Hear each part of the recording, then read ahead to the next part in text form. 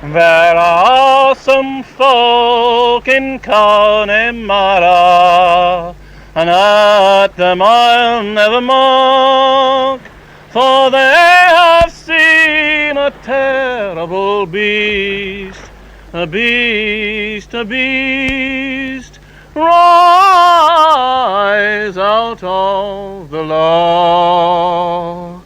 It's dreadful, it's dark. These men and women are professionals. Professionals in a rather exotic field, but they're as expert at their jobs as any people in these islands. They are hunters. Hunters of monsters. Captain Lionel Leslie, founder member of the Loch Ness Phenomena Investigation Bureau, retired regular army officer. When I was here 2 years ago, I heard that a local man had had a sighting here.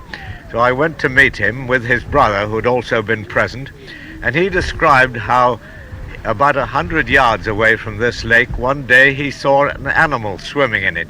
At first he thought it was a heifer, but then when he looked again, it was a great big sort of eel-like head, and as it turned over, he noticed that the underneath part was white. Then, since that time, I have had news that in February of last year, the same man was walking with his children beside this lake, and they saw this creature again, this time much nearer. So he sent one of the children back to fetch his wife, and they watched it for some time. Holly Arnold, an American, secretary to the Bureau. Well, I generally handle the correspondence that we get, and we get things from all over the world. All different kinds of people, usually amateurs who are just interested. Ivor Newby, a skin diver.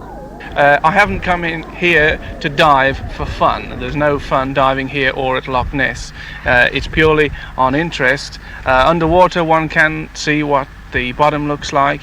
One can see what the water looks like from underneath, and any vegetation and what have you, which of course you can't do from the surface.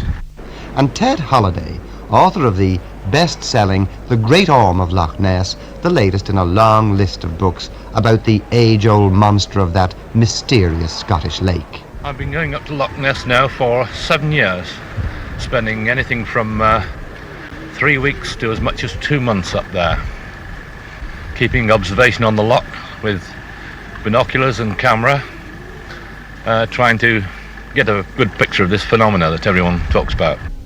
But for the moment they've forsaken the mists of Inverness Shire for the stormy, wet and windswept bogs of Connemara, because they believe that here there is a lake monster. But not just one lake monster. 2 or maybe even 3 monsters may perhaps inhabit these lakes. Lough Ness, Lough Glan, the Killary. Between Clifton and Leenane there's hardly a lake, or a pond even for that matter, that doesn't have its monster legend, its tale about what people hereabouts call horse eels.